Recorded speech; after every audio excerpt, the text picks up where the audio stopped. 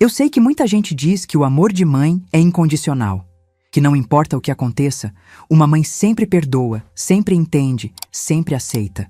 Mas essas pessoas, sinceramente, nunca tiveram que assistir a própria filha apresentar uma estranha como mãe para 400 pessoas, enquanto elas ficavam esquecidas numa mesa de canto, segurando a conta de R$500 mil que tornou aquela mentira possível. Me chamo Cleide Moraes, tenho 52 anos e essa história começa no dia mais caro da minha vida. Não porque gastei uma fortuna no casamento da minha filha Vitória, isso eu faria 1000 vezes, mas porque foi o dia em que descobri o preço real do amor que eu havia dado a ela, minha própria dignidade. Era 15 de abril de 2023, um sábado ensolarado no Rio de Janeiro. O tipo de dia perfeito que a gente vê nos filmes, com aquela luz dourada batendo nas montanhas e o céu azul sem uma nuvem. O dia ideal para o casamento dos sonhos que eu vinha planejando há 8 meses. Acordei às 5 da manhã, mesmo sendo sábado. Não por nervosismo, eu tinha controlado cada detalhe daquela festa. Era por excitação pura. Minha filha ia se casar no Copacabana Palace, o hotel mais famoso do Brasil. Ela ia ter tudo o que eu nunca tive. Ia subir ao altar sem se preocupar com dinheiro, sem contar centavos, sem olhar preço de nada. Lembro que fiquei parada na varanda do meu apartamento em Ipanema. Sim, eu morava em Ipanema, não era mais a costureirinha do subúrbio, olhando para o mar e pensando: consegui. Minha filha vai se casar como uma princesa. A ironia é que eu estava certa. Ela realmente se casou como uma princesa. O problema é que princesas, aparentemente, não gostam de lembrar que já foram plebeias. Cheguei ao Copacabana Palace às 2 da tarde. O casamento era às 5, mas eu queria supervisionar os últimos detalhes. Afinal, quando você gasta 480 mil numa festa, cada arranjo de flor tem que estar no lugar certo. Meu Audi A6 parou na entrada principal do hotel. Não era o carro mais chamativo da fila. Tinha Porsches, Mercedes, até uma Ferrari vermelha que deveria pertencer a algum convidado. Mas era meu, pago com meu trabalho, e isso me dava um orgulho danado. Desci do carro usando meu vestido azul marinho, um crepe italiano que eu tinha escolhido numa boutique da Barra. Elegante, discreto, apropriado, pelo menos eu achava. As joias eram simples, mas de boa qualidade. Um colar de pérolas e brincos que combinavam. Nada ostensivo. Eu não era do tipo que gostava de chamar atenção, mas eu deveria ter percebido alguma coisa pela forma como o porteiro me olhou. Não foi grosseria, foi hesitação. Como se ele estivesse tentando descobrir se eu realmente pertencia àquele lugar. O saguão do Copacabana Palace é uma coisa impressionante. Mármore por todo lado. Lustres que devem custar mais que um apartamento. Tapetes persas que você tem medo de pisar. É o tipo de lugar onde você automaticamente fala mais baixo, anda mais devagar, respira com mais cuidado. Encontrei a Fernanda, a cerimonialista, perto da entrada do salão principal. Uma mulher de uns 40 anos, magra, super elegante, com aquele jeito eficiente que essas profissionais têm. Nos últimos meses, ela tinha se tornado quase uma amiga. Afinal, planejar um casamento cria intimidade. Mas naquele dia, alguma coisa estava diferente. Ela me cumprimentou com um sorriso meio forçado, evitando olhar diretamente nos meus olhos. Dona Cleide, que bom que a senhora chegou cedo, ela disse, consultando sua agenda. Precisamos conversar sobre um pequeno ajuste no arranjo das mesas. Ajuste. Essa palavra deveria ter acendido um alerta na minha cabeça, mas eu estava tão focada em outros detalhes que deixei passar. Que tipo de ajuste, Fernanda? Bem, a família do noivo fez algumas inclusões de última hora na lista de convidados.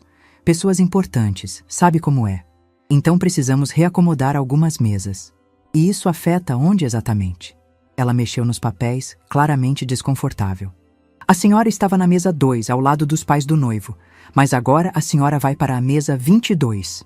Mesa 22, num salão de 25 mesas. Mesa 22, repeti, tentando manter a voz calma. E onde fica essa mesa? Ali. Ela apontou para um canto do salão, perto da porta que dava para a cozinha. Uma mesa menor, meio escondida atrás de uma coluna decorativa. É uma mesa muito agradável, com uma vista ótima para... Fernanda, eu a interrompi. Quem autorizou essa mudança? Silêncio. Ela olhou novamente para os papéis, mas eu sabia que a resposta não estava escrita ali. A família do noivo sugeriu que seria mais apropriado. Apropriado. A palavra ecoou na minha cabeça como um sino desafinado. Mais apropriado para quem? Dona Cleide, a senhora entende como essas ocasiões funcionam. Há certas hierarquias sociais que precisam ser respeitadas. Hierarquias sociais. Eu, que estava pagando a festa inteira, estava sendo empurrada para o canto por hierarquias sociais. Respirei fundo e resolvi não fazer escândalo naquele momento. Afinal, era o dia do casamento da minha filha. Eu podia engolir aquela humilhação por ela. Tudo bem, Fernanda. Mesa 22 está ótimo. Ela pareceu aliviada. A senhora é muito compreensiva. Tenho certeza de que a festa vai ser maravilhosa. Caminhei pelo salão, conferindo os arranjos de flores. Orquídeas brancas importadas do Equador, 35 mil só em flores. Cada mesa tinha um centro elaborado que custava mais que o salário mensal da maioria das pessoas. As cadeiras eram cobertas com tecido de seda, laços dourados amarrados com precisão militar. O altar estava montado no fundo do salão, decorado com mais orquídeas e um painel de espelhos que multiplicava a luz dos lustres. Era exatamente como a Vitória havia sonhado. Elegante, sofisticado, digno de uma revista de casamentos.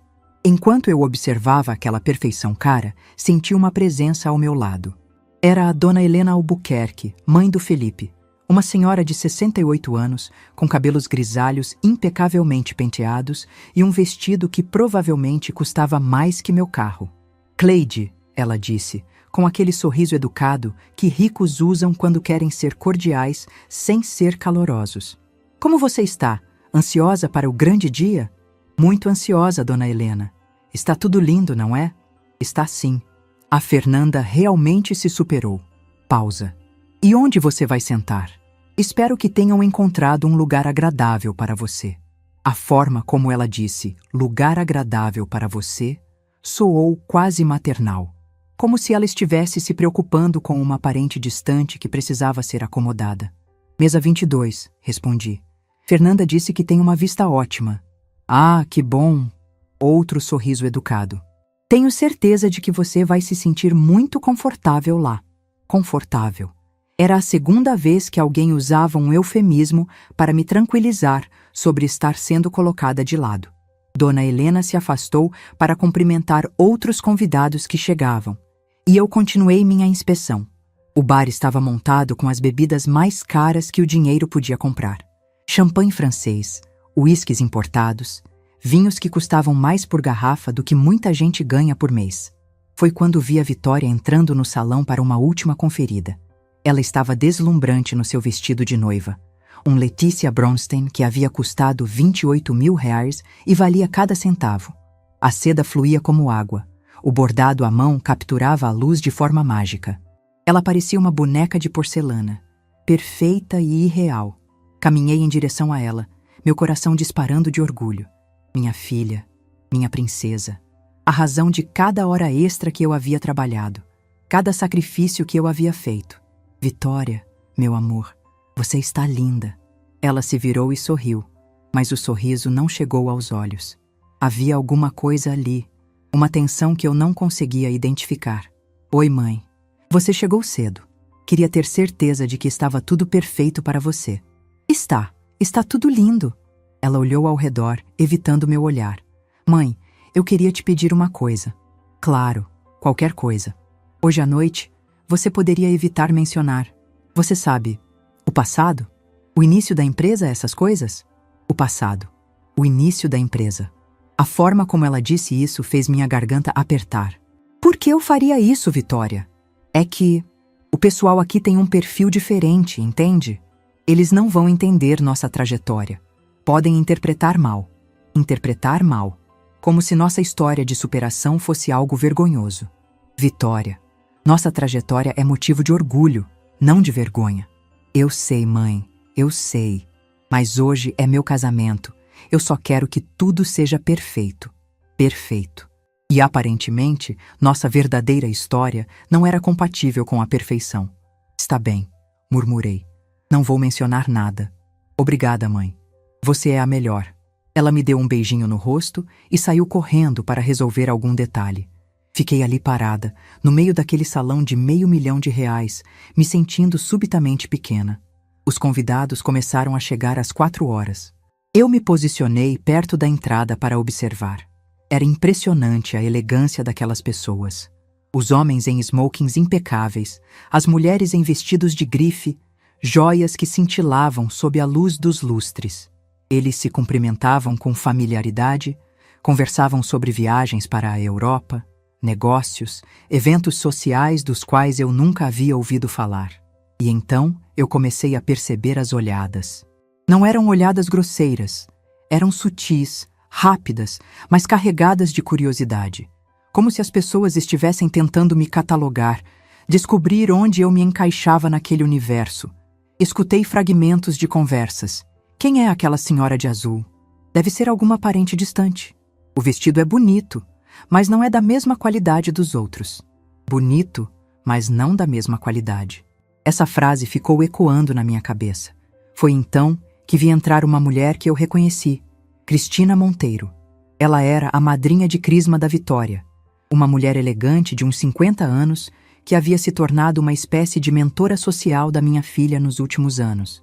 Loira, sofisticada, com aquele ar de quem nasceu naquele mundo. O que me chamou a atenção foi a forma calorosa como os Albuquerque a receberam.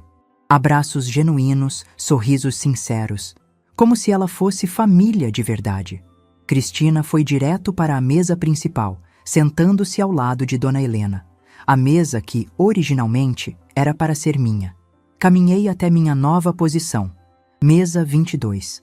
Uma mesa redonda menor, meio escondida atrás de uma coluna, exatamente como Fernanda havia descrito. A vista não era para o altar, era para a porta da cozinha, onde os garçons entravam e saíam constantemente. Os outros ocupantes da mesa foram chegando aos poucos.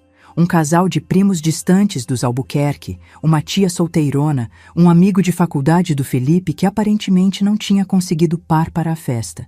Pessoas simpáticas, mas claramente os sobreviventes do arranjo de mesas. Os que precisavam ser acomodados, mas não eram importantes o suficiente para as mesas principais. Durante o coquetel, fiquei observando minha filha circular pelo salão. Ela estava radiante, cumprimentando os convidados com a graça de uma anfitriã nata. Mas eu notei algo que me incomodou. Ela não me procurou, nem uma vez. Era como se eu fosse invisível naquele mar de pessoas elegantes. E foi durante esse coquetel que escutei a conversa que deveria ter me preparado para o que estava por vir. Duas senhoras da alta sociedade carioca estavam paradas perto da minha mesa, taças de champanhe na mão, conversando em tom confidencial.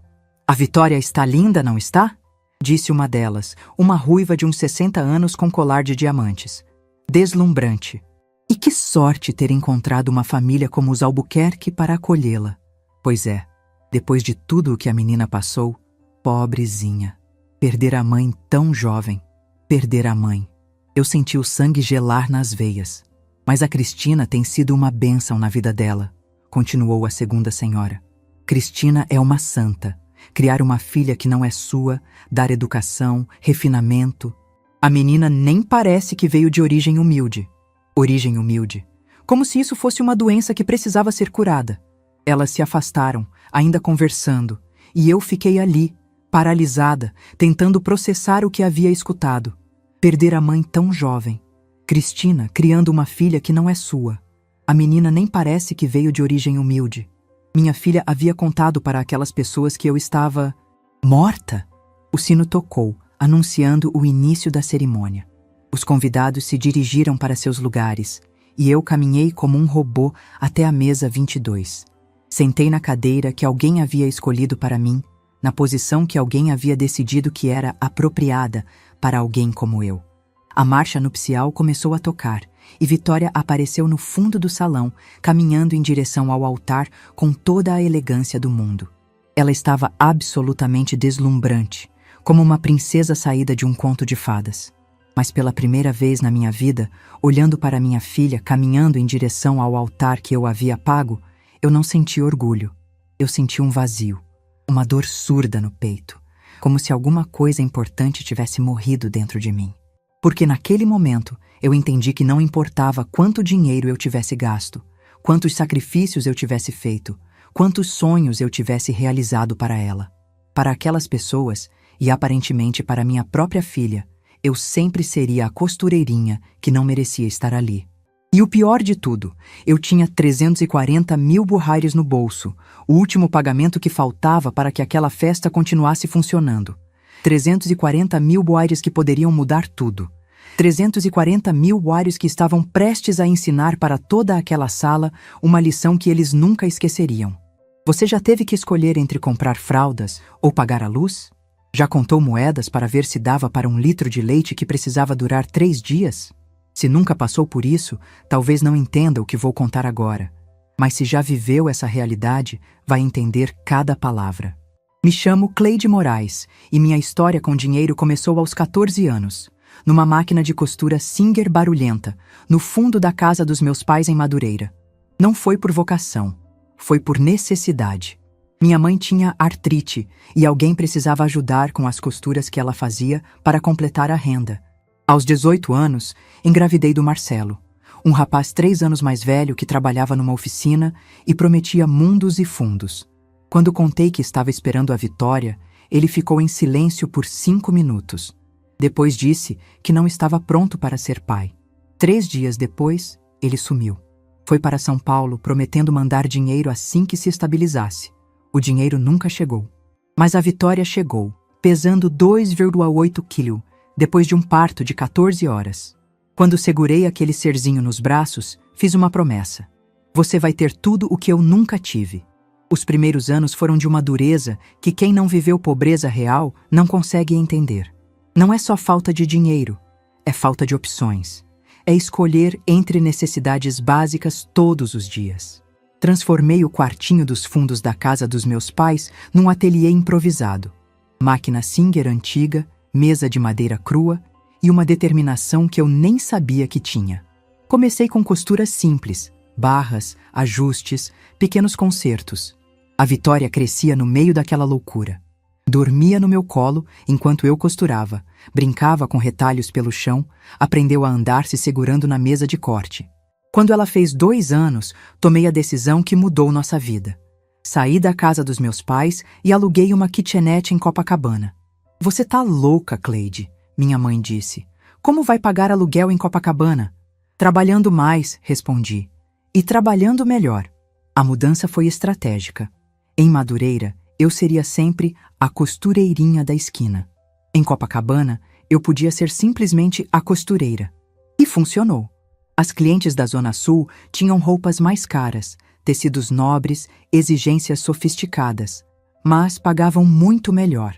Uma blusa que eu arrumava por R$5 em Madureira valia 20 em Copacabana. Foram anos trabalhando das 6 da manhã às 10 da noite. A Vitória na escola particular, que custava metade do que eu ganhava, eu trabalhando até buscar ela, voltando para casa onde ela fazia lição enquanto eu continuava costurando. Mas ela nunca passou necessidade. Sempre teve roupa boa, material escolar completo, brinquedos apropriados. Para ela, nossa vida era normal. Aos 8 anos da Vitória, consegui um contrato que mudou nosso patamar. Uma loja em Ipanema me contratou para fazer todas as peças sob medida. Volume grande, pagamento garantido. Mudamos para um apartamento maior em Copacabana. A Vitória finalmente teve o quarto dela, pintado de rosa, com uma cama que ela escolheu. Foi nessa época que comecei a perceber algo na minha filha. Ela tinha uma elegância natural que não vinha de mim.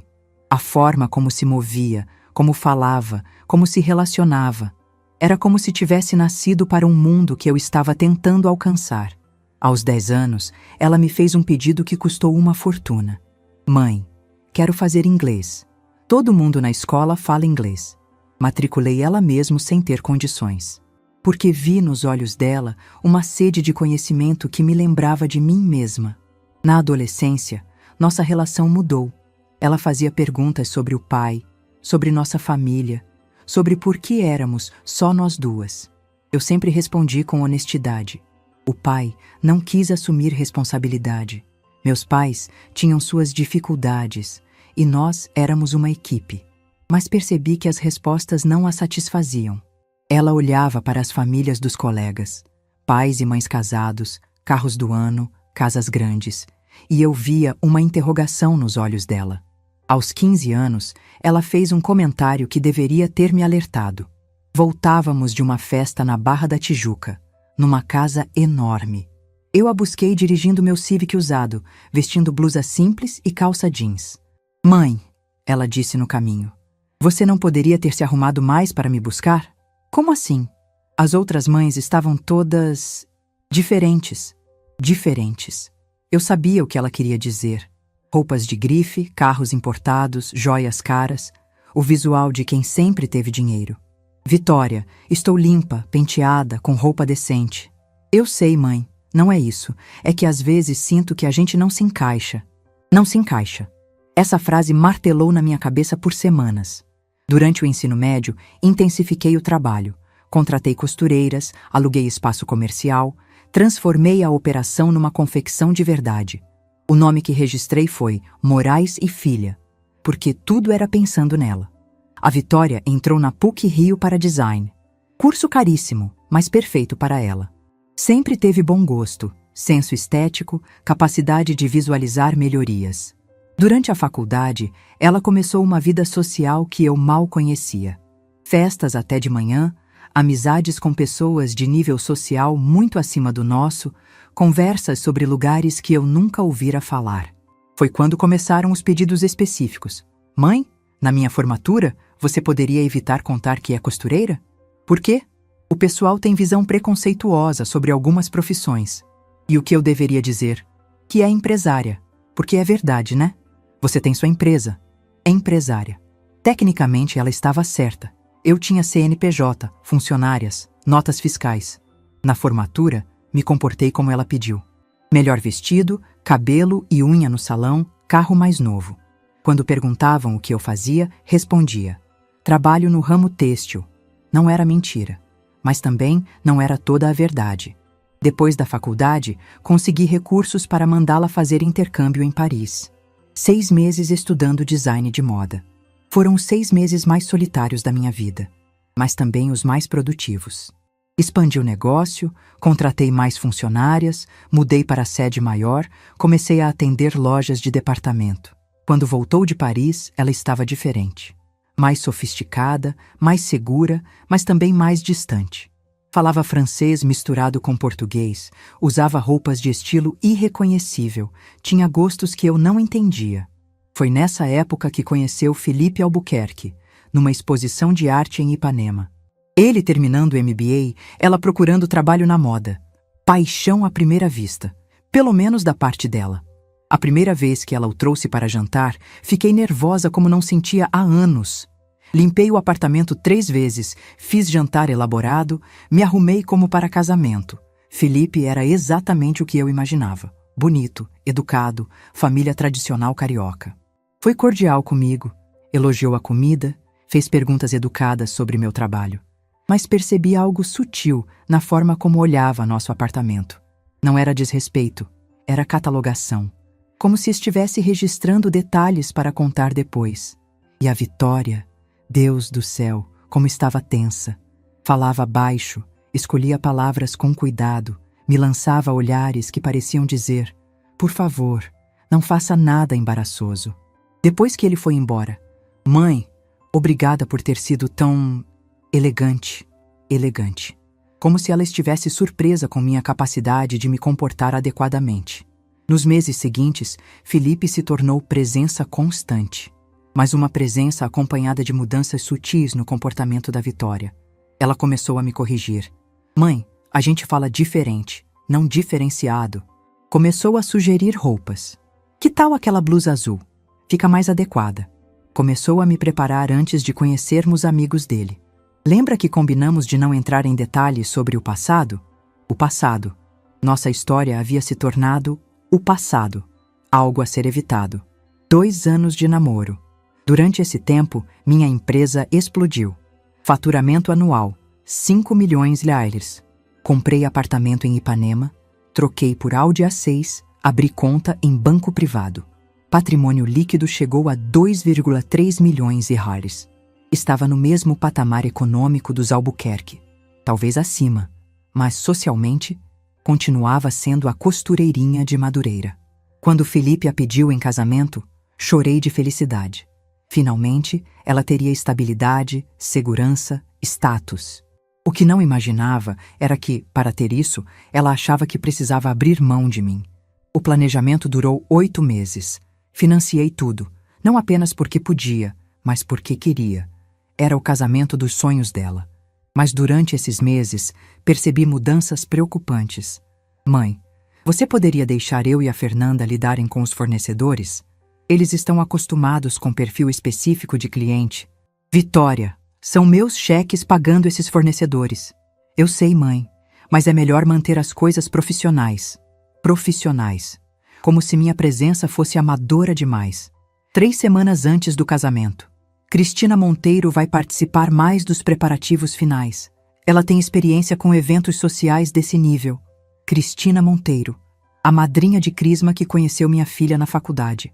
Que nunca trocou fralda, nunca ficou acordada quando ela tinha febre, nunca economizou no próprio jantar para garantir lanche na escola, mas que tinha a coisa mais importante: aceitação natural naquele mundo.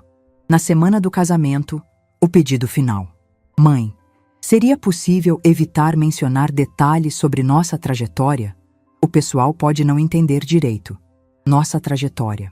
28 anos de luta haviam se reduzido a detalhes mal interpretáveis. Vitória, nossa trajetória é o que nos trouxe até aqui. É o que tornou esse casamento possível. Eu sei, mãe, e sou grata, mas é só por hoje, para que tudo seja perfeito. Perfeito.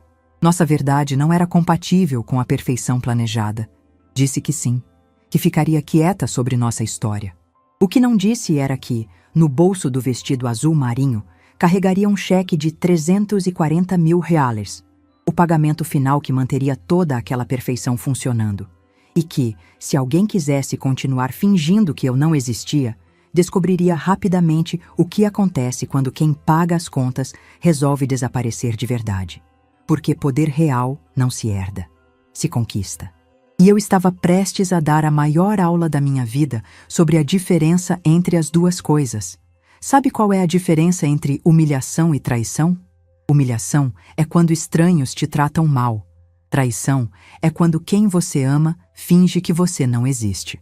E naquele sábado de abril, no salão mais caro do Rio de Janeiro, eu estava prestes a descobrir que algumas traições vêm acompanhadas de aplausos. A cerimônia havia sido perfeita.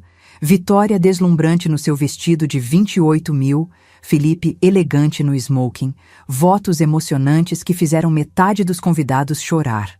Eu também chorei, mas não pelos motivos que as pessoas imaginavam. Agora estávamos na parte que eu mais temia, os discursos. O jantar estava sendo servido quando o Dr. Roberto Albuquerque se levantou. Pai do Felipe, 65 anos, dono de uma fortuna construída em 3 gerações, daqueles homens que nunca precisaram se explicar para ninguém. Sua presença comandava silêncio instantâneo. Amigos, família, convidados especiais.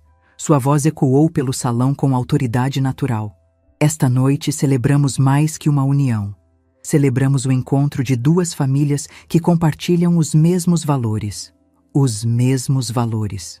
Sentada na mesa 22, eu quase engasguei com o vinho. Vitória, ele continuou, virando-se para minha filha. Você trouxe tanta alegria para nossa família. Sua elegância, sua educação, seu caráter refinado. Caráter refinado. Como se caráter fosse algo que se comprava em boutique. Mas quero agradecer especialmente a pessoa que moldou essa mulher extraordinária. Meu coração disparou. Finalmente. Depois de horas sendo tratada como figurante, finalmente alguém ia reconhecer quem havia criado aquela mulher extraordinária. Dr. Roberto ergueu a taça e olhou diretamente para Cristina Monteiro. A Cristina, que assumiu o papel maternal com tanto amor e dedicação após a partida precoce da mãe biológica de Vitória. O mundo parou. Partida precoce da mãe biológica. Eu estava ali, viva, respirando, pagando a conta de R$500 mil, mas aparentemente estava morta. A sala explodiu em aplausos. 400 pessoas se levantaram, taças erguidas em direção a uma mulher que havia criado minha filha depois da minha partida precoce. Cristina se levantou, elegante no seu vestido de seda azul, sorrindo com modéstia ensaiada. As pessoas a cumprimentavam, algumas enxugando lágrimas pela linda homenagem à maternidade adotiva. E Vitória, minha filha, minha princesa, a razão de cada sacrifício que eu havia feito. Ela se levantou, caminhou até Cristina e disse com a voz embargada de emoção: "Obrigada, mãe, por tudo o que fez por mim, mãe." Na frente de 400 pessoas, ela chamou outra mulher de mãe. Eu fiquei paralisada na mesa 22, observando minha filha abraçar a mulher que havia usurpado meu lugar na história da própria vida dela. Alguns convidados me olharam, os poucos que sabiam a verdade, com uma mistura de pena e horror. Margaret Santos, uma cliente antiga, estava na mesa ao lado. Ela me conhecia há 10 anos, sabia muito bem quem havia criado Vitória. Nossos olhares se cruzaram e vi na expressão dela o mesmo choque que eu sentia. "Isso não pode estar acontecendo", ela murmurou para o marido. Mas estava acontecendo. Na festa que eu estava bancando, com dinheiro que eu havia suado para ganhar, minha própria filha estava apagando minha existência. Dr. Roberto não havia terminado. Ele continuou seu discurso, cada palavra uma nova facada. Cristina frequentemente nos conta como se sente abençoada por ter guiado Vitória durante os anos de formação. Como ensinou a ela a importância da família, da lealdade, de honrar aqueles que nos deram oportunidades. Honrar aqueles que nos deram oportunidades. A ironia era tão brutal que eu senti gosto de ferro na boca. Em um mundo onde tantos jovens carecem de orientação adequada, Vitória teve a sorte de uma figura materna que lhe ensinou a diferença entre classe verdadeira e mera ostentação. Classe verdadeira versus mera ostentação. Eu olhei ao redor do salão, para os lustres que custaram 25 mil cada um, para as orquídeas importadas do Equador, para o champanhe francês que custava 800 reais por garrafa, e quase ri da hipocrisia. "Cristina", Dr. Roberto concluiu, "obrigado por nos dar o presente de sua filha. Esta noite, oficialmente damos boas-vindas à Vitória na família Albuquerque." Mais aplausos, mais abraços, mais lágrimas de emoção. E eu, sentada no canto, segurando no bolso um cheque de 340 mil reais que mantinha toda aquela mentira funcionando. Foi quando senti algo mudando dentro de mim. Não era raiva, era clareza. A clareza fria de quem finalmente entende o jogo que está sendo jogado. Levantei da mesa 22. Algumas pessoas notaram meu movimento, mas a maioria ainda estava focada na celebração emocional da maternidade adotiva. Caminhei em direção ao palco, onde Dr. Roberto ainda recebia cumprimentos. Cada passo era calculado, final. Eu sabia que não havia volta. A cerimonialista Fernanda me viu chegando e tentou me interceptar. "Dona Cleide, o cronograma não prevê." "O cronograma mudou", respondi sem parar. Cheguei ao palco onde estava o microfone. Dr. Roberto me olhou com surpresa e algo que parecia irritação. Como se eu fosse uma intrusa interrompendo sua festa. "Com licença", eu disse, tomando o microfone de suas mãos. O som da minha voz pelo sistema de áudio fez a sala aos poucos perceber que algo estava acontecendo. Conversas foram morrendo, rostos se virando, atenção convergindo para a mulher de vestido azul marinho no palco. "Meu nome é Cleide Moraes", anunciei, minha voz ecoando cristalina pelo salão. "E eu sou a mãe da Vitória." Silêncio absoluto. 400 pessoas me olhando com expressões que variavam de confusão a horror crescente. "Sei que vocês acabaram de ouvir um discurso emocionante sobre Cristina ter criado a noiva após a partida precoce da mãe biológica." Fiz uma pausa, deixando as palavras ecoarem. "Bem, a mãe biológica está bem viva e está aqui." Vitória ficou pálida como papel. Felipe pareceu querer desaparecer. Dr. Roberto tentou retomar o microfone, mas eu me afastei. Achei importante esclarecer alguns detalhes sobre quem realmente tornou esta festa possível. Tirei do bolso os contratos que sempre carregava. Documentos dobrados, mas legíveis. "Este é o contrato do Copacabana Palace. Valor, 180 mil reais, assinado por Cleide Moraes." Mostrei o papel para a sala. Câmeras de fotógrafos começaram a disparar. Este é o contrato do buffet, 95 mil curs, mesma assinatura. Outro documento. Orquestra, 25 mil. Flores, 35 mil. Fotografia, 18 mil. Cada fornecedor, cada detalhe desta noite. Tudo pago pela Moraes em Filha, minha empresa. Peguei meu celular e abri o aplicativo do banco, mostrando a tela para quem conseguia ver. Moraes em Filha Confecções. Patrimônio líquido, 2,3 milhões. Faturamento anual, 5 milhões. Dr. Roberto tentou intervir. Senhora, isso é o quê? Perguntei calmamente. Constrangedor? Porque uma costureira de Madureira conseguiu construir uma empresa maior que a de vocês? Murmúrios percorreram a sala. As pessoas tiravam fotos, gravavam vídeos. Eu sabia que aquilo seria viral em questão de horas. Durante 28 anos, continuei, criei minha filha sozinha. Trabalhei 16 horas por dia para que ela tivesse escola particular, faculdade na PUC, intercâmbio em Paris. Construí uma empresa do zero para que ela nunca passasse necessidade. Olhei diretamente para Vitória. Mas, aparentemente, todo esse esforço se tornou motivo de vergonha. Tanto que ela preferiu inventar uma nova mãe para impressionar vocês. Cristina estava vermelha, claramente desconfortável com a situação. Algumas pessoas começaram a entender a gravidade do que estava acontecendo. Cristina, eu disse, olhando para ela, você conheceu a Vitória quando ela tinha 20 anos na faculdade. Nunca trocou uma fralda dela. Nunca ficou acordada quando ela tinha febre. Nunca economizou no próprio jantar para garantir que ela tivesse lanche na escola. A mulher não conseguia me encarar. Mas como você foi tão importante na criação dela, tenho certeza de que não se importará em finalizar o pagamento desta festa. Tirei do bolso o cheque de 340 mil reais. O último pagamento que faltava para completar a celebração. Este é o cheque final para a festa, 340 mil, sem ele, o serviço para nesta exata hora. Vitória se levantou, desesperada. Mãe, por favor. Mãe! Repeti, com a voz carregada de ironia. Achei que a Cristina fosse sua mãe.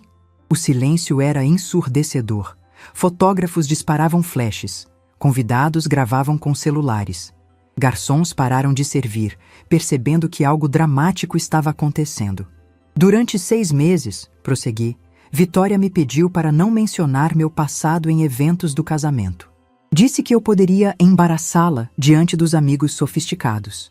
Dr. Roberto tentou uma última intervenção. Senhora, sejamos civilizados. Civilizados? Ripostei. É civilizado aceitar o dinheiro de alguém e depois fingir que essa pessoa não existe?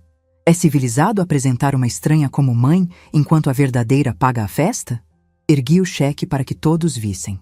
Como cliente cujos contratos totalizam R$500 mil, tenho uma pergunta para a gerência do Copacabana Palace. Vocês oferecem serviços para pessoas que têm vergonha de suas famílias? Catherine Brooks, a gerente do hotel, apareceu ao meu lado, claramente em pânico. Senhora, podemos resolver isso. Resolver como? Eu não estou interessada em financiar a celebração da minha própria humilhação. E então, na frente de 400 pessoas, na frente das câmeras, na frente da minha filha, que havia me apagado da própria história, eu rasguei o cheque de 340 mil ao meio. O som do papel se rasgando ecoou pelo sistema de som como um tiro. Sem pagamento final, sem continuidade do serviço, anunciei. Acredito que essa seja a prática padrão da hospitalidade. O caos foi instantâneo. Vitória gritou. Não um grito de surpresa, mas de pânico real. Você não pode fazer isso. Este é meu casamento. Era, respondi calmamente. Era seu casamento. Financiado pela mãe que você teve vergonha de assumir. Catherine Brooks já estava no rádio, dando instruções rápidas para sua equipe. Atenção, todas as estações. Suspensão do serviço, código vermelho. Em questão de minutos, garçons começaram a recolher pratos, músicos pararam de tocar, bartenders fecharam o bar. A festa mais cara da temporada social carioca estava sendo desmontada ao vivo. Dr. Roberto tentou uma última cartada. Isso é chantagem. Vou processar você por... Por quê? Perguntei, ainda com o microfone. Por pagar uma festa e decidir cancelar o restante quando descobri que estava financiando uma mentira? Felipe segurou o braço da esposa, que estava à beira de um colapso nervoso. Alguns convidados começaram a sair, constrangidos. Outros ficaram, fascinados pelo drama que se desenrolava. Vitória, eu disse, olhando diretamente para ela. Durante 28 anos você foi meu orgulho. Hoje, você se tornou minha decepção. Larguei o microfone no chão, o som do impacto ecoando pelo salão em silêncio. Caminhei em direção à saída, passando pelas mesas onde convidados me olhavam com uma mistura de choque e respeito. Alguns até aplaudiram discretamente. Na porta, virei-me uma última vez. Vitória estava desabada numa cadeira, seu vestido de princesa espalhado ao redor dela como pétalas murchas. Felipe conversava nervosamente com os pais. Cristina havia sumido. E o salão do Copacabana Palace, que uma hora antes brilhava com a perfeição de R$500 mil, agora parecia exatamente o que era, um palco vazio onde uma mentira havia sido finalmente desmascarada. Saí dali sabendo que havia feito a coisa certa, porque algumas lições só podem ser ensinadas da maneira mais difícil. E a lição daquela noite era simples. Respeito não se compra, se conquista. E eu acabara de ensinar isso para 400 pessoas que nunca esqueceriam a noite em que uma costureira de Madureira mostrou a eles a diferença entre ter dinheiro e ter dignidade. Você já viu uma mentira desmoronar em tempo real? É como assistir a um prédio implodindo.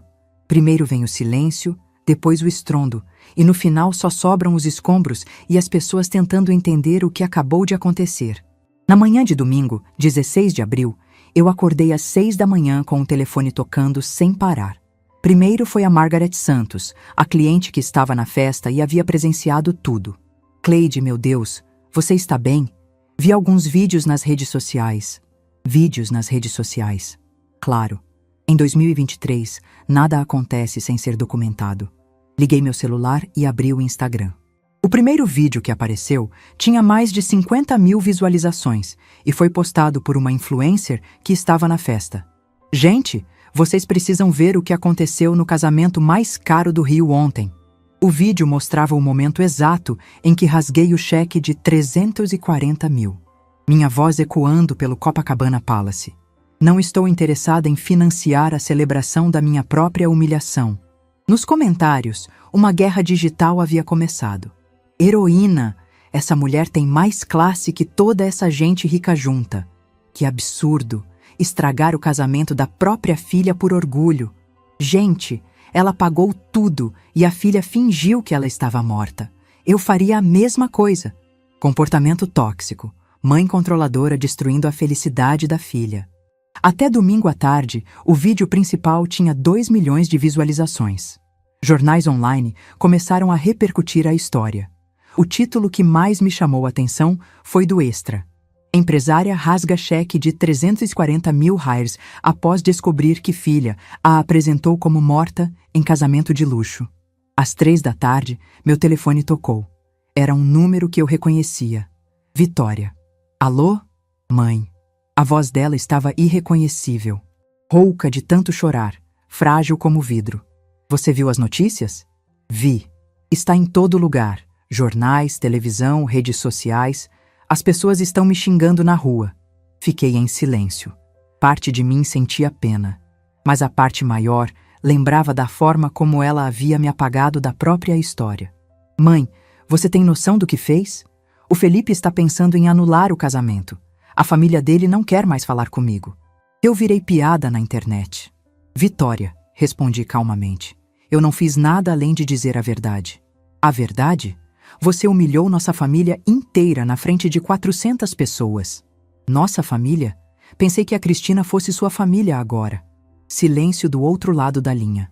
Mãe, por favor, a gente pode conversar? Resolver isso? Resolver como? Fingindo que não aconteceu? Pedindo desculpas por ter bancado seu casamento? Não é isso. Então é o que, Vitória? Você quer que eu peça desculpas por existir? Ela desligou. Segunda-feira foi interessante. Cheguei no escritório da Moraes em Filha às 8 da manhã, como sempre. Minha secretária, Carla, me recebeu com um sorriso estranho. Dona Cleide, a senhora virou celebridade. Tem uma fila de repórteres querendo entrevista. Do lado de fora do prédio, realmente havia uma pequena multidão. Repórteres de TV, fotógrafos, curiosos. Entrei pela garagem para evitar o tumulto. Durante a manhã, recebi mais de 50 ligações.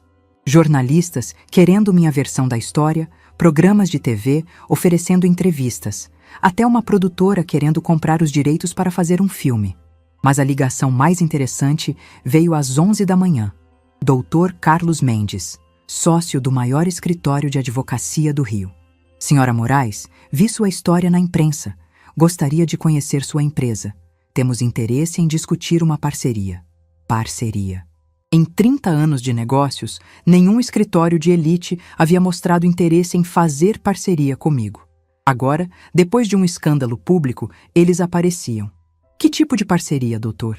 Uniformes corporativos para nossos escritórios. Somos 500 funcionários em 3 estados. Contrato de 2 anos, valor inicial de 800 mil reais. Desliguei o telefone e ri. A humilhação pública, que deveria ter destruído minha reputação, estava, na verdade, atraindo novos negócios. Às 2 da tarde, recebi uma ligação que não esperava. Felipe. Dona Cleide, podemos conversar? Pode falar. Pessoalmente, por favor. É importante. Marcamos no meu escritório às 4 horas. Ele chegou pontualmente, mas parecia um homem diferente do genro confiante que eu conhecia. Estava abatido, nervoso, com olheiras profundas. Dona Cleide, preciso entender o que aconteceu sábado. O que aconteceu é que descobri que vocês estavam usando meu dinheiro para financiar uma mentira. A Vitória me disse que a senhora havia concordado com a versão sobre a Cristina. Concordado? Felipe, sua esposa disse para 400 pessoas que eu estava morta. Em que universo isso seria aceitável? Ele passou a mão pelo cabelo, claramente perturbado. Eu não sabia dos detalhes financeiros. Não sabia que a senhora havia pago tudo sozinha. E isso mudaria alguma coisa? Mudaria tudo. Se eu soubesse que meu casamento estava sendo financiado por alguém que minha esposa estava escondendo... Ele parou, percebendo que havia dito demais. Felipe, vocês acharam que eu era uma costureirinha pobre que devia ficar grata por ver minha filha subir na vida. Vocês não fizeram questão de saber de onde vinha o dinheiro desde que viesse. Não é isso. É exatamente isso. E agora que a verdade veio à tona, vocês estão tentando controlar os danos. Ele ficou em silêncio por um momento. Dona Cleide, meus pais estão furiosos. A imprensa não para de ligar. Nossa reputação. Sua reputação? E a minha? 30 anos construindo uma empresa, criando minha filha sozinha, e vocês me transformaram em motivo de vergonha. O que a senhora quer que eu faça? Nada, Felipe.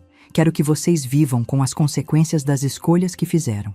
Depois que ele saiu, liguei para meu advogado, Dr. Paulo Ribeiro. Paulo, preciso que você redija um documento. Que tipo de documento? Uma declaração oficial sobre os eventos do sábado. Quero deixar claro que todos os contratos foram cumpridos conforme o acordado, que o cancelamento do serviço final foi uma decisão comercial legítima e que não devo nenhuma explicação além da verdade. Cleide, você tem certeza? Isso vai oficializar o conflito. O conflito já está oficializado. Eu só quero que minha posição fique clara. Terça-feira trouxe a primeira consequência séria para os Albuquerque.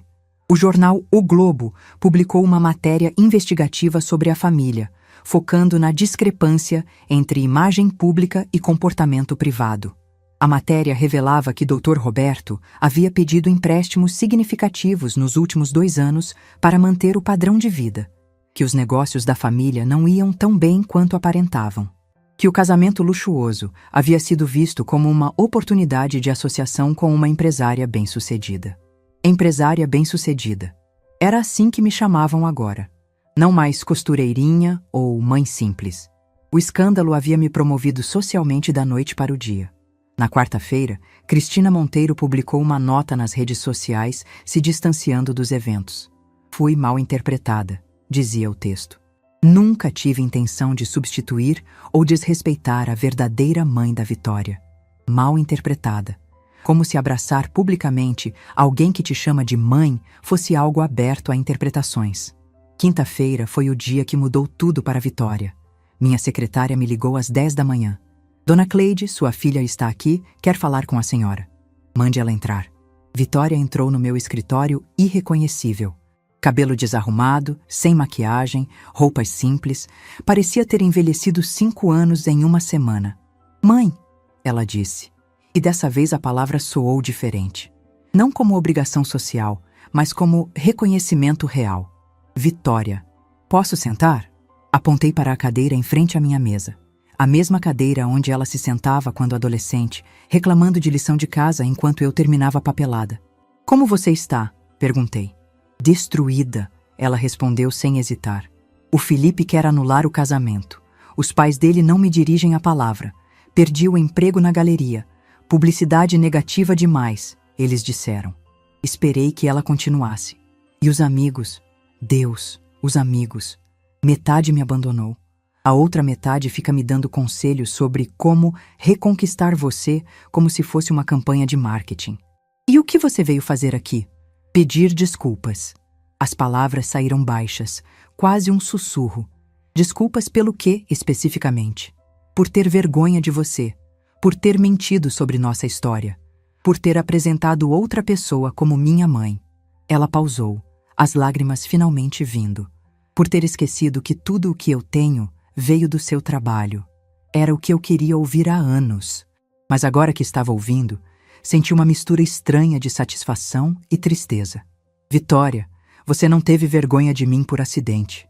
Você teve vergonha de onde veio, vergonha da sua própria história. Eu sei. Por quê? Me explica por que nossa trajetória te envergonhava tanto. Ela respirou fundo, tentando encontrar as palavras. Porque eu queria pertencer. Queria fazer parte de um mundo onde as pessoas não precisavam lutar para sobreviver. Onde tudo era elegante, sofisticado, fácil. E achou que esconder a verdade ia te dar isso? Achei que se eu fosse sofisticada o suficiente, elegante o suficiente, ninguém ia questionar de onde eu vim. E funcionou? Ela riu, mas foi um riso amargo. Por um tempo, sim. Até sábado passado. Ficamos em silêncio por alguns minutos. Mãe, eu posso trabalhar aqui? A pergunta me pegou de surpresa. Como assim? Na empresa. Aprender o negócio. De verdade, dessa vez. Não como filha da dona, mas como funcionária. Por quê? Porque preciso entender o que você construiu. Preciso conhecer a empresa que pagou minha vida inteira e que eu fingi que não existia. Olhei para minha filha. Realmente olhei. Não para a versão sofisticada que ela havia criado, mas para a pessoa que estava na minha frente. Vulnerável, quebrada, mas finalmente real. Tem uma vaga de assistente administrativo. Salário, 3.500 horas. Horário, 8 às 6, sem privilégios. Eu aceito. Vitória, isso não é perdão. É uma chance de você entender o que desperdiçou. Eu sei. E o Felipe? O Felipe se apaixonou por uma versão mentirosa de mim. Agora que ele conhece a verdade, não consegue mais olhar para mim da mesma forma. E você? Consegue olhar para ele da mesma forma? Ela pensou antes de responder. Não, porque agora eu vejo que ele nunca se interessou por quem eu realmente era, só pela versão editada que eu criei. Levantei da minha cadeira e caminhei até a janela. Lá embaixo, o movimento normal da cidade. Pessoas trabalhando, vivendo, construindo suas vidas sobre verdades e mentiras. Vitória, seu trabalho começa segunda-feira, mas não venha achando que isso apaga o que aconteceu. Eu não venho achando nada. Venho disposta a aprender. Ela se levantou para sair. Mãe, fala. Obrigada por ter me dado um limite, por ter me mostrado que ações têm consequências. De nada. Quando ela saiu, fiquei sozinha no escritório, pensando nas reviravoltas que uma semana pode trazer. A empresária que era vista como costureirinha, agora recebia propostas de negócios milionários.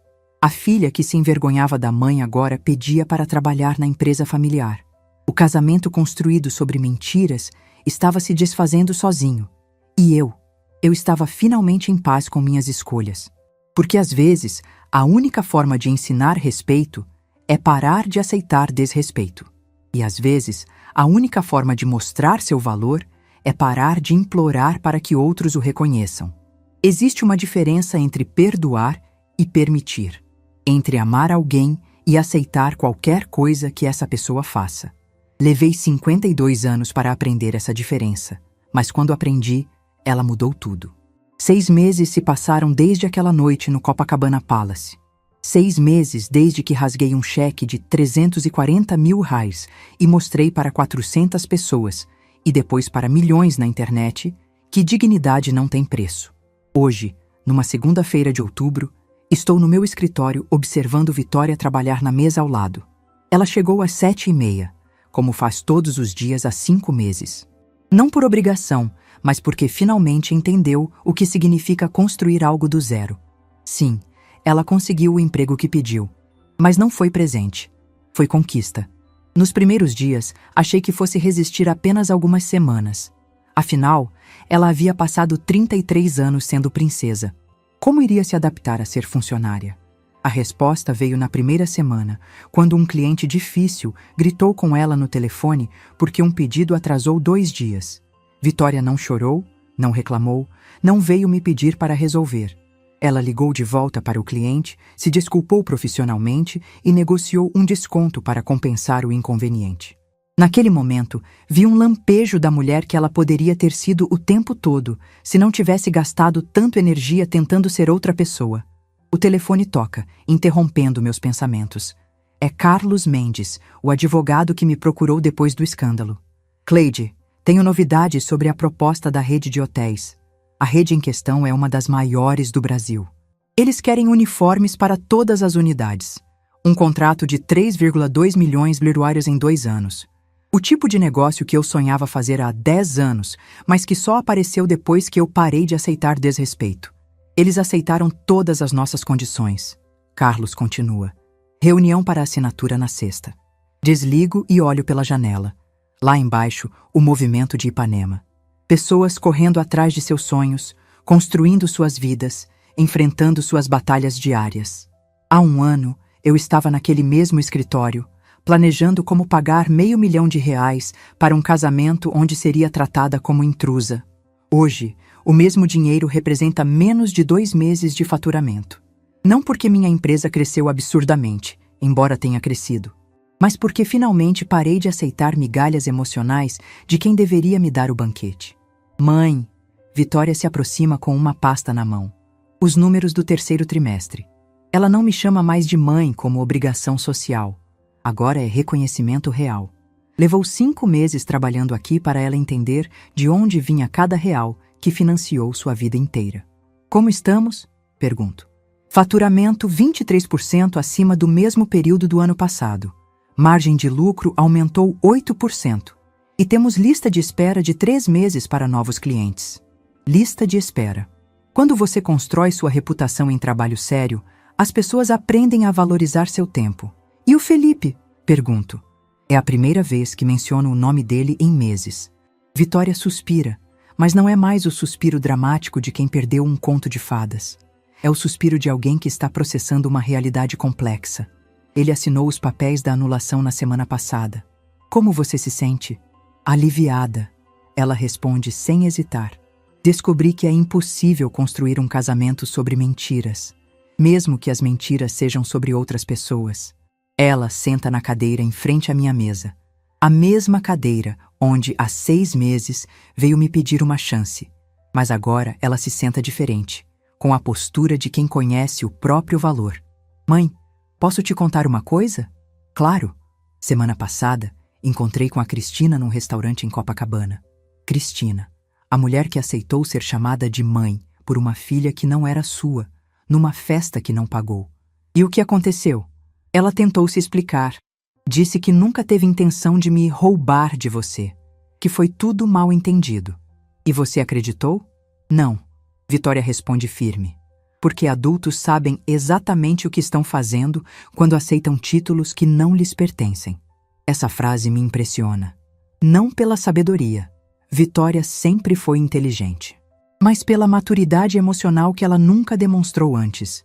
Sabe o que mais descobri trabalhando aqui? Ela continua. O quê? Que você construiu tudo isso sozinha. Não tinha mentores sociais, não tinha família rica para dar dicas, não tinha marido para financiar os primeiros passos. Foi só você, uma máquina de costura e muita determinação. E isso te impressiona? Me envergonha, ela diz baixinho. Porque passei anos tentando esconder exatamente aquilo que deveria ter me orgulhado. Fico em silêncio, deixando ela processar. Mãe, eu quero te pedir uma coisa. Fala. Quero que você me conte nossa história de novo. Toda ela. Desde o início. Mas dessa vez eu quero ouvir com orgulho, não com vergonha. É uma das coisas mais maduras que ela já me disse. Porque reconhecer erro é fácil. Qualquer um faz quando é pego. Querer genuinamente mudar a perspectiva sobre o passado é transformação real. Está bem, mas não hoje. Hoje temos reunião com os fornecedores de tecido às 3 horas. Ela sorri. E é um sorriso diferente. Não o sorriso ensaiado de quem quer agradar, mas o sorriso genuíno de quem encontrou seu lugar no mundo. 2 horas depois, estamos na sala de reuniões com representantes de 3 fornecedores de tecido. Vitória toma notas, faz perguntas técnicas, analisa amostras com conhecimento real. Em 5 meses, ela aprendeu mais sobre o negócio familiar do que em 33 anos sendo sustentada por ele. Durante a reunião, meu celular vibra. Mensagem de um número desconhecido. Dona Cleide, aqui é Marina, filha do Dr. James Walsh. Vou me casar ano que vem e gostaria de conversar sobre uniformes para a equipe do buffet. E meu pai disse que depois de ver sua atitude naquele casamento famoso, só trabalha com empresárias de verdade. Empresárias de verdade. Interessante como defender sua dignidade pode mudar a forma como as pessoas te veem profissionalmente. Quando a reunião termina, Vitória e eu ficamos sozinhas na sala. Mãe, posso te perguntar uma coisa pessoal? Pode. Você se arrepende? Do que fez no meu casamento? É uma pergunta que eu esperava há meses. A resposta está na ponta da língua desde aquela noite de abril. Não me arrependo nem um segundo, respondo. Me arrependo de ter demorado tanto para fazer. Mesmo sabendo que destruiu meu casamento? Vitória, eu não destruí seu casamento. Eu expus que ele era construído sobre mentiras. São coisas diferentes. Ela reflete por alguns segundos. E se eu nunca tivesse voltado? Se tivesse ficado brava para sempre? Então eu teria vivido o resto da vida sabendo que dei a você a educação mais importante que uma mãe pode dar, que amor sem respeito não é amor de verdade. E teria sido suficiente? Teria sido necessário. Chegamos ao final do dia e Vitória se prepara para ir embora. Nos últimos meses, ela alugou um apartamento pequeno em Copacabana, não porque eu não pagaria um lugar melhor, mas porque quis aprender a viver com o próprio salário. Mãe, amanhã é meu aniversário. 34 anos. Como passou rápido. Eu sei, e queria fazer uma festa, pequena, só algumas pessoas. Você toparia organizar comigo? Que tipo de festa? Simples, na minha casa. Pizza, cerveja, pessoas de verdade. Pessoas de verdade. Não clientes em potencial, não contatos sociais úteis, não figurantes para impressionar. Pessoas que gostam dela por quem ela é. Não por quem ela finge ser. Eu adoraria. Na sexta-feira seguinte, estou na sala do apartamento da Vitória, ajudando ela a arrumar as cadeiras para a pequena festa. 15 pessoas confirmaram presença. Colegas de trabalho, alguns clientes que viraram amigos, Margarete Santos e o marido. É uma diferença gritante dos eventos que ela costumava organizar. Nada de decoração cara, nada de menu sofisticado. Mas há algo no ar que nunca senti nas festas anteriores. Autenticidade. Mãe, Vitória aparece na sala segurando uma caixa embrulhada. Seu presente de aniversário. Meu presente? Mas quem está fazendo aniversário é você. Abra. Dentro da caixa há uma placa pequena de bronze com uma gravação. Cleide Moraes, fundadora e CEO. Moraes em Filha Confecções. Construindo dignidade desde 1990. Para colocar na sua mesa, ela explica. Para que todo mundo que entrar no seu escritório saiba exatamente quem você é. É um presente simples, mas carregado de significado, porque é o reconhecimento público de algo que ela negou por anos, que tem orgulho de ser minha filha. Vitória não diz nada, só aceita. Os convidados começam a chegar. Margaret Santos traz um vinho e comenta sobre como Vitória está mais bonita e mais jovem trabalhando. 2 colegas da empresa contam histórias engraçadas sobre erros que ela cometeu nas primeiras semanas. E ela ri junto, sem constrangimento. Por volta das 9 da noite, quando a festa está no auge, Vitória pede atenção de todos. Gente, queria falar uma coisa. A sala fica quieta. Alguns de vocês sabem que minha vida mudou bastante nos últimos meses, e não foram mudanças fáceis. Ela olha para mim. Passei muito tempo tentando ser uma pessoa que não era, tentando me encaixar em lugares onde tinha que esconder quem eu realmente sou, tentando agradar pessoas que só me aceitavam se eu mentisse sobre minha história. Pausa. Até que minha mãe me ensinou que é melhor ser rejeitada por quem você é do que aceita por quem você não é. Mais algumas pessoas chegaram durante a fala, incluindo Carla, minha secretária, que trouxe o marido e os 2 filhos adolescentes. Então hoje, no meu aniversário de 34 anos, quero agradecer a pessoa que sempre esteve do meu lado, mesmo quando eu não merecia. A pessoa que construiu tudo o que tenho sem pedir nada em troca. A pessoa que me ensinou que dignidade não se negocia. Ela ergue a taça de cerveja. Nada de champanhe francês dessa vez. A minha mãe, Cleide Moraes. A mulher mais forte que eu conheço. Todo mundo bate palmas.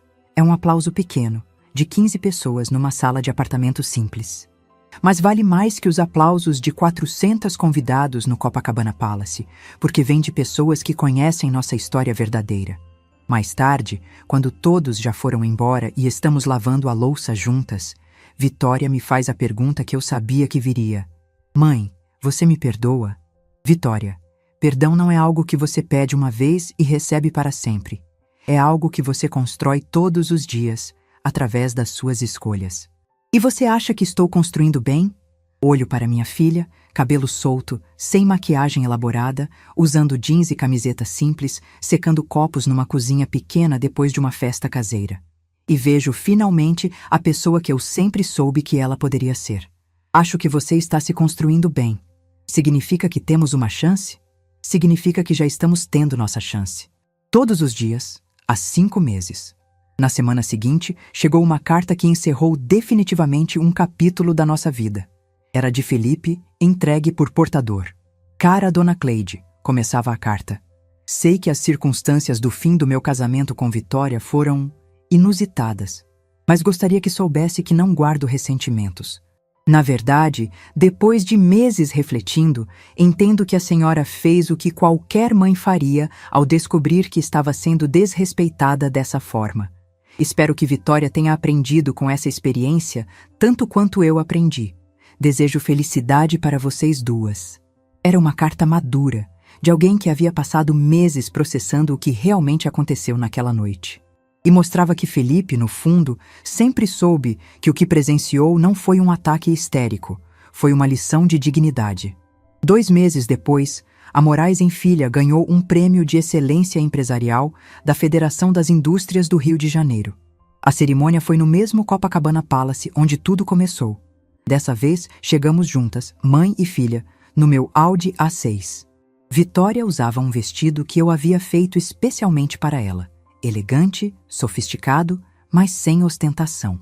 O tipo de roupa que mostra classe verdadeira, não riqueza emprestada. Durante a cerimônia, quando chamaram meu nome para receber o prêmio, subi ao palco e olhei para a plateia. Muitas das mesmas pessoas que estavam no casamento 6 meses antes estavam ali, mas agora me olhavam com respeito genuíno. Quando comecei a Moraes em Filha, disse no microfone, meu objetivo era simples: criar um futuro melhor para minha filha. Hoje, entendo que o melhor futuro que pude dar a ela não foi dinheiro ou status. Foi ensinar que nossa história, por mais humilde que seja, é motivo de orgulho, não de vergonha. Na plateia, vi Vitória enxugando os olhos, mas dessa vez eram lágrimas de orgulho, não de constrangimento. Porque verdadeira elegância não está em esconder de onde você veio. Está em honrar quem te trouxe até onde você chegou. Hoje, 1 ano depois daquela noite que mudou tudo, estou no meu escritório lendo uma reportagem sobre a empresa numa revista de negócios. O título é De Costureira a Empresária, a trajetória inspiradora de Cleide Moraes. A matéria conta nossa história completa, desde Madureira até Ipanema, desde a máquina Singer até o faturamento de 5 milhões de drachmas. Mas o que mais me emociona é a última frase. Cleide Moraes provou que o sucesso mais duradouro vem daqueles que constroem sem esquecer suas raízes e que lideram sem perder sua humanidade. Vitória entra no escritório segurando a mesma revista. Mãe, você virou capa da revista. Nós viramos, corrijo, porque essa história não é só minha, é nossa. Ela sorri e senta na cadeira em frente à minha mesa. A mesma cadeira onde, 1 ano atrás, veio me pedir uma chance de recomeçar. Mãe, posso te fazer uma pergunta? Sempre. Se você pudesse voltar no tempo, mudaria alguma coisa? Penso por alguns segundos. 1 ano atrás, a resposta seria óbvia. Mudaria tudo. Não deixaria Vitória se envergonhar de mim. Não permitiria que me tratassem como figurante. Não aceitaria migalhas emocionais. Mas hoje, olhando para minha filha, madura, responsável, orgulhosa de nossa história, entendo que às vezes precisamos quebrar para nos reconstruir mais fortes. Não mudaria nada, respondo, porque cada escolha, cada erro, cada dor nos trouxe até aqui. E, mesmo as partes difíceis, especialmente as partes difíceis. Vitória se levanta e vem até meu lado da mesa. Me dá um abraço. Não dos abraços sociais que ela costumava dar, mas um abraço de filha que finalmente entendeu o valor de ter uma mãe como eu. Obrigada, ela sussurra no meu ouvido. Pelo quê? Por nunca ter desistido de mim, mesmo quando eu desisti de você. Mães não desistem, respondo. Elas apenas esperam o tempo necessário para que os filhos cresçam. E é assim que essa história termina. Não com um final feliz artificial, mas com algo muito mais valioso. Um final verdadeiro. Porque aprendi que poder real não se herda, se conquista. Que respeito não se compra, se pratica. E que amor sem dignidade não é amor, é dependência emocional. Hoje, quando olho para trás, não vejo uma costureirinha que virou empresária. Vejo uma mulher que sempre teve valor, mas que precisou aprender a não aceitar nada menos que o reconhecimento desse valor. E se alguém aí fora está passando por algo parecido, sendo desrespeitada por quem deveria te valorizar, sendo tratada como figurante na própria vida, aceitando migalhas emocionais de quem deveria te dar banquete, lembre-se, você não precisa ser perfeita para merecer respeito. Você não precisa esconder sua história para ser aceita. E você nunca, jamais, precisa financiar a própria humilhação. Porque a vida é muito curta para viver como coadjuvante da sua própria história. E você, mais que ninguém, merece ser a protagonista da sua vida. Se essa história tocou seu coração, deixe seu like, se inscreva no canal e comente aqui embaixo. No meu lugar, o que você faria? Sua mensagem pode iluminar o dia de alguém.